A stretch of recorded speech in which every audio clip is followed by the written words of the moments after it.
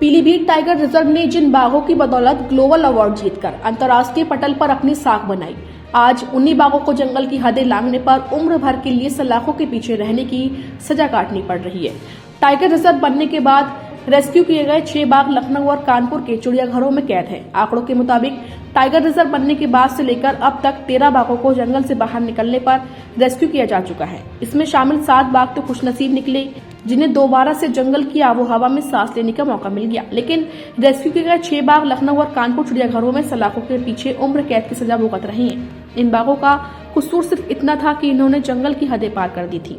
Wild life expert की माने तो बाघ को पकड़ने के बाद मेडिकल परीक्षण और व्यवहार आदि परखने के लिए माह भर या उससे अधिक समय के लिए चिड़ियाघर में रखा जाता है। उसके बाद उन्हें जंगल में छोड़ा जाना चाहिए, मगर ऐसा न करके उन्हें परीक्षण के नाम पर ले जाकर हमेशा के लिए सलाखों के पीछे धकेल दिया जाता है। इधर 2 दिन पूर्व भी एक बाघिन को गांव अटकोना से रेस्क्यू किया गया था। फिलहाल ये बाघिन अभी माला रेंज में पिंजड़े में कैद है, लेकिन अभी ये तय नहीं हो सका है कि यह बाघिन जंगल की आबो हवा में सांस लेगी या फिर इसे सलाखों के पीछे जाना पड़ेगा। हालांकि वन्य जीव विशेषज्ञों का कहना है कि यदि जनपद में रेस्क्यू सेंटर का निर्माण जल्द हो जाता है तो पीटीआर के बाघ चिड़ियाघरों में नहीं बल्कि जंगलों में होते। बताते चले कि साल भर पहले शासन की ओर से जारी 4 करोड़ 72 लाख रुपए की पहली किस्त से पूरनपुर क्षेत्र के गोपालपुर के जंगल में रेस्क्यू सेंटर बनाया जा रहा है। उम्मीद जताई जा रही है कि आने वाले साल में रेस्क्यू सेंटर का निर्माण पूरा कर लिया जाएगा। मानव वन्य जीव संघर्ष को कम करने के लिए और उसको मिटिगेट करने के लिए प्रदेश भर में माननीय मुख्यमंत्री जी द्वारा 4 रेस्क्यू सेंटर का निर्माण का प्रस्ताव स्वीकृत किया गया था, जिसमें से एक रेस्क्यू सेंटर पीलीभीत के पूरनपुर क्षेत्र में बन रहा है।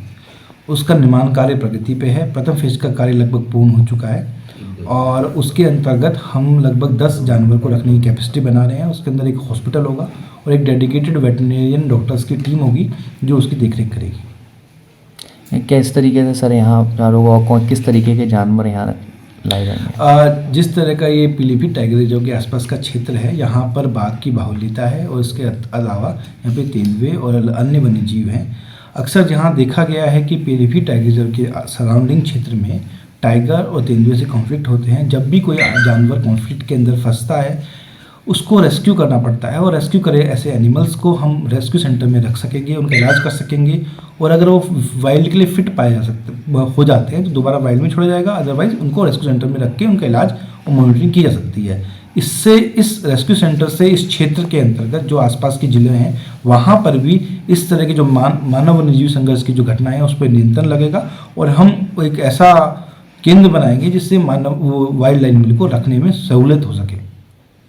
सर जैसे अभी तक टाइगर रिजर्व 2014 में बना था, तो अब तक कितने टाइगर जो हैं रेस्क्यू किए गए और वापस उनको दोबारा जंगल में छोड़ा गया या कहीं और उनको शिफ्ट किया गया? मेरे पास अभी तो डेटा नहीं है, बट लगभग हमने जब से मैं 19 में आया हूँ हमने 8-10 टाइगर यहाँ से रेस्क्यू किए हैं। उसमें मोस्टली जो भी टाइगर फिट पाया जाता है, जो हेल्दी टाइगर होता है और जिसने ह्यूमन किल बहुत सारे नहीं किए होते हैं, उसको हम या तो पीलीभीत के जंगल में या फिर पीलीदुधवा के जंगल में हमने छोड़ा है। जैसे हम बरेली से एक टाइगर रेस्क्यू करके लाए थे, उसको दुधवा में छोड़ा था।